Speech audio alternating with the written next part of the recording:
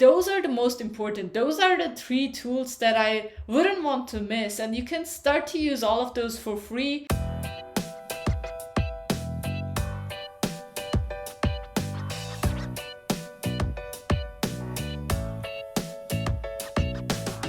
Hey there, my name is Sinem. I'm a digital writer, online entrepreneur, and writing coach. Over the last few years, I have helped thousands of writers start writing and turn their passion into thriving businesses. Now, if you have been following my journey for a while, you probably know that I am a big fan of simplicity. I love simple writing. I love having a simple life without confusions and too many complications. And I also prefer a very simple and lean writing process. And it took me a while to develop a writing process that is simple, lean, and still effective. And in this video, I want to introduce you to the 3 tools that I've been using for years that have helped me write over 550 articles online and reach millions of readers. The first writing tool that I want to talk about is very cliche. It's a basic spelling and grammar checker, and it's Grammarly. I know that there are a lot of alternatives to Grammarly. I have used Grammarly back in 2018 when I started to write online, and I've been using it ever since. I started with the free version, which is completely fine, but I soon switched to the premium version of the tool because it just pays off like so worth it. I believe that a lot of my writing journey and how I learned to write was actually based on Grammarly. Now, what a lot of people get wrong is they are mad on tools like Grammarly because those tools make mistakes, and sometimes they give you confusing suggestions, and sometimes the suggestions they make are just not correct, they're wrong. The way you need to look at tools like Grammarly or even just AI writing tools in the future is you need to use them as a supportive tool instead of completely shutting your brain down and relying on the tool. You cannot just blindly accept every single suggestion Grammarly makes, because first of all, you might end up with more mistakes or with new mistakes. And secondly, you need to stay true to your voice and to your tone. And you cannot do that if you accept every single suggestion. But if you use Grammarly in a way that you try to improve your writing, you will learn a lot. You will get to learn new ways to communicate your ideas. You will get to learn how to frame simpler sentence structures, how to use different words and make your stories more fluid and easier to read. All those things are things that I improved in my writing because I spent so much time editing. I'm a relatively quick writer, so it doesn't take me too long to write an article, but I spent lots and lots of time on editing with tools like Grammarly, and also with the help of the second tool that I wanted to mention, which is the Hemingway editor. Contrary to Grammarly, the Hemingway editor is not a grammar or spell checker. Instead, what it does, it is highlights long and complex sentences in your writing. The Hemingway editor is also free, but there is a paid version if you want to have it downloaded on your computer, which I did because it's totally worth it.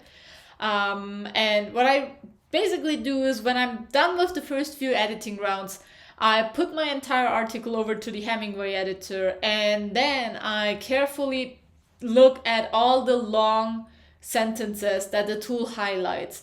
And then I ask myself, okay, is there a way to edit this sentence to be simpler, to make more sense, to be less confusing? Sometimes there is, sometimes there isn't.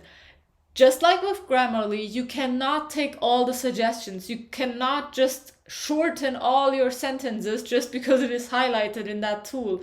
But it is a great way to point out fragments and paragraphs of your article that might just be too confusing, that might be hard to read. The Hemingway editor also highlights adjectives, adverbs, the passive voice, for example, which we shouldn't use too often in our writing, and stuff like that, which would just be a bit harder to discover in your writing if you're just blindly editing. But if you have the tool and you have all those colorful highlights and you get to look at it from a different perspective, it's a lot easier to make adjustments and edits so that your story becomes clearer and simpler, which is the ultimate goal of editing with the Hemingway editor. And the last tool I use in my very simple writing process is actually not a writing tool, it's a project management tool that I use for managing my article ideas and the exact process that I use for publishing my stories. It is Trello. Trello is a very basic project management tool, mostly used in the Kanban style, where you have different lists and you can move cards along. And the way I use it is I capture every single article idea that I ever have inside my Trello board, which is one single board for my entire writing projects or for my entire writing career.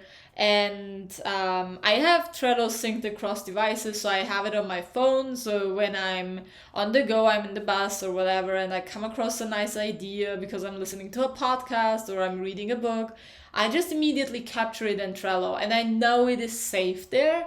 I can add notes there. I can add links if there's anything that I want to keep in mind or keep in my Trello board.